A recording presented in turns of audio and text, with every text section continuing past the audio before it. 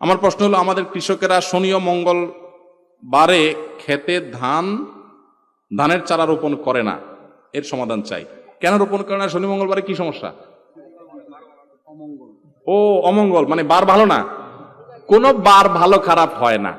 মুসলমান এত মূর্খ হয় না, এত কুসংস্কারাচ্ছন্ন হওয়ার সুযোগ কোন কুসংস্কার হচ্ছে মুসলমানের নাই। সকল বারই সমান। যদি মনে করেন ওই বারে ধান রোপণ করলে ক্ষতি হবে, এটা যদি মানুষ মনে করে, তাহলে আপনি ওই বার আরো বেশি করে রোপণ করবেন, কিচ্ছু ক্ষতি হবে না ইনশাআল্লাহ। অনেকে আছে বাম চোখ লাফাইলে মনে করে হায় রে কোনো দুর্গতি আছে কপালে, আছে না? যে বাম চোখ আমার লাফায় কেন? তা আমি বলি, বাম চোখ লাফাইলে আরো সুবহানাল্লাহ আলহামদুলিল্লাহ বলবেন, এটার সাথে কোনো দুর্গতির কোনো সম্পর্ক।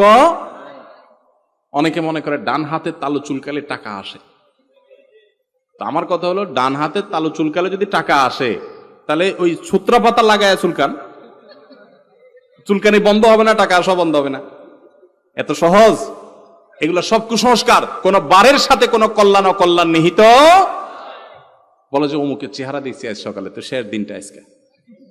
এগুলো সব শিরকি কথা, এগুলো কখনো ইমানদারের কথা হতে পারে না। দোকানদারের প্রথম কাস্টমারটা কেনা বেচার পরে বলতেছে, ভাই টাকাটা পরে দেবো, যা আজকে যাত্রাটাই শেষ। ফালতু কথা।